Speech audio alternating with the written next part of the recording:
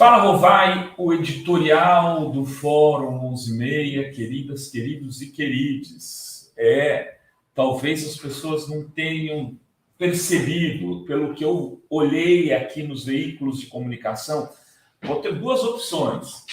Ou é descuido e falta de informação do que falou aqui, por exemplo, o nosso Fernando Fernandes, agora há pouco, explicando como funcionará essa investigação, né? Essa inspeção extraordinária, essa correição extraordinária na 13ª Vara Federal de Curitiba e no Tribunal Regional Federal da 4ª Região, o chamado TRF4.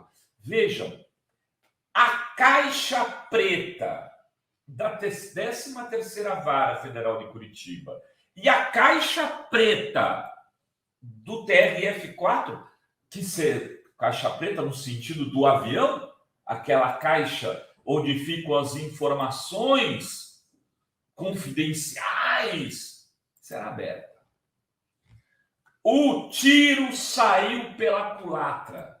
A bomba explodiu no colo do almoço. É disso que se trata. É algo muito maior do que, olha só, um ato administrativo. Vai ter lá uma correição extraordinária, que é um palavrão. Eu tive que perguntar para o Fernando Fernandes, e aí eu fui lendo aqui enquanto ele falava. Isso é uma investigação. É uma investigação sobre os atos realizados durante o processo da Operação Lava Jato pelo juízo. Lembra que ele falava que o juízo é Sérgio Moro, que era o responsável pela 13ª Turma de Curitiba, e pelo TRF4, que também, queridas, queridos e queridos, tem sobrenome, né? Atualmente, ela é composta por Carlos Eduardo Thompson Flores Leis, lembram-se dele? Loraci Flores de Lima e o Marcelo Malucelli, né? O TRF4. E o TRF4 tinha outros integrantes aqui, agora eu não tenho o nome na manga para dizer para vocês, e todos que participaram daquele processo onde houve, inclusive, aumento da pena do Lula. Recordam-se? Se não me engano, foi esse Thompson Flores, que era relator do caso, recebeu o caso Lula, no caso do apartamento aqui do Guarujá, e falou, não preciso de tempo, porque a peça está primorosa. No primeiro ou segundo dia que ele tinha recebido uma peça de não sei quantas mil páginas, ele disse, está primorosa, já vamos julgar. E julgou. E não felizes com o tamanho da dosimetria da pena aplicada pelo juízo, por Sérgio Moro, lá na 13ª Turma de Curitiba, eles aumentaram a pena. Aumentaram a pena. São essas coisas que serão investigadas. Mas como destacou aqui Fernando Fernandes, mais que isso, mais que isso, será investigado também como eles fizeram acordos com delatores. E eu me lembrava aqui, conversando com o Fernando, do caso de uma advogada que surgiu do nada, cujo sobrenome era Cata Preta, não tem o prenome dela, e um belo dia ela começou a fazer acordos de delação premiada de todos aqueles que estavam dispostos a delatar e falar, foi o PT, culpa do Lula. E aí ela ia fazendo o acordo de todos os milionários acordos. E um belo dia ela pega o avião e vai para Miami e sai, se não me engano, é preciso checar, eu não quero ser leviano, Mas, se não me engano, ela anuncia no Fantástico que ela vai deixar a advocacia.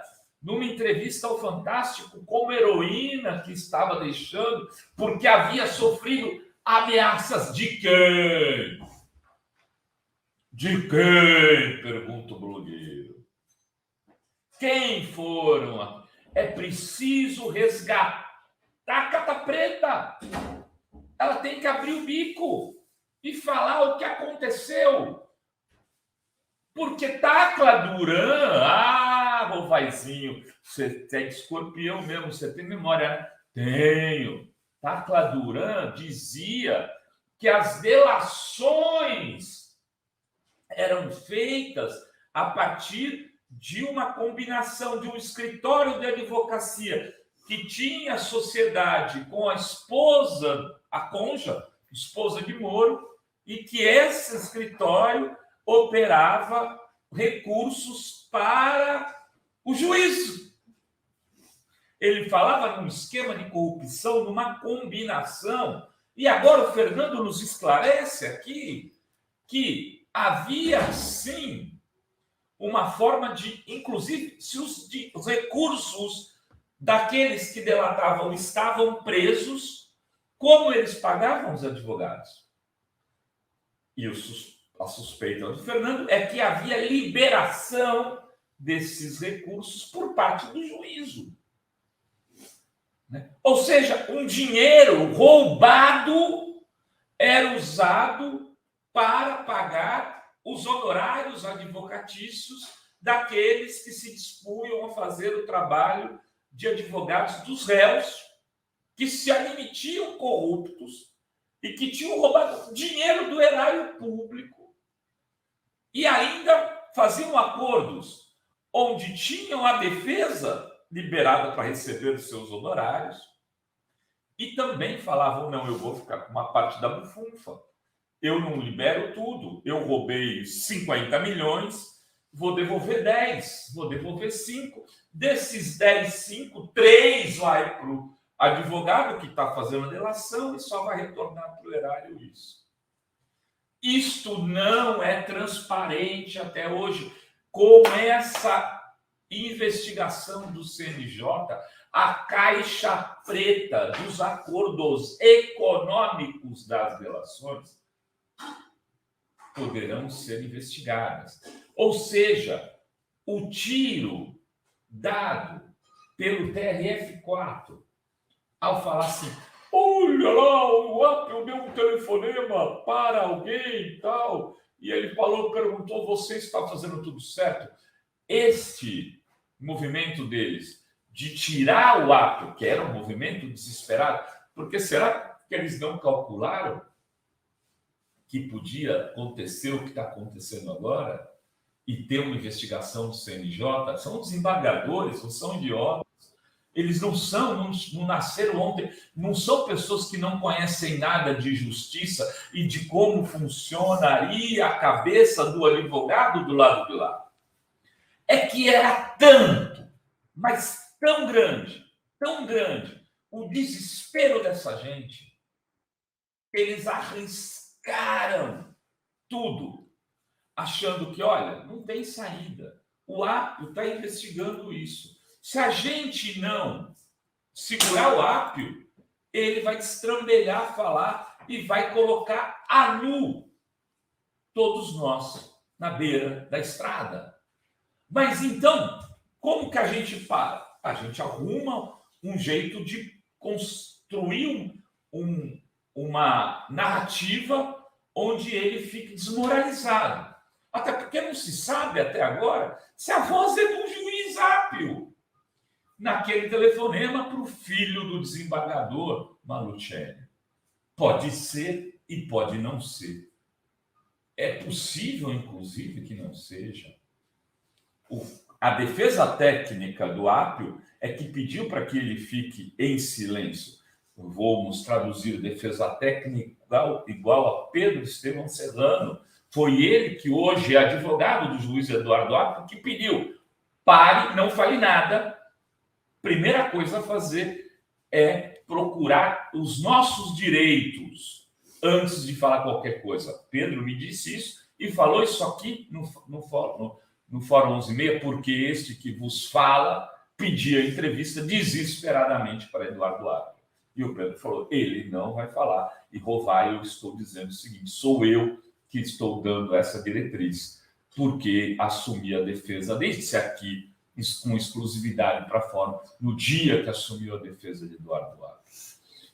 E aí, por quê? Porque a ideia era fazer exatamente isso, fazer com que o CNJ se manifestasse e pudesse fazer esta investigação, né, que tecnicamente está sendo chamada de correição, né, uma inspeção extraordinária determinou uma correição extraordinária. Correição é investigação. Enfim, isso é uma bomba, e essa bomba foi um tiro no pé de metralhadora dado por aqueles que se achavam acima da lei. Era o que tínhamos para hoje neste Fala Rovai. Beijos e beijos a todas, todos e todas.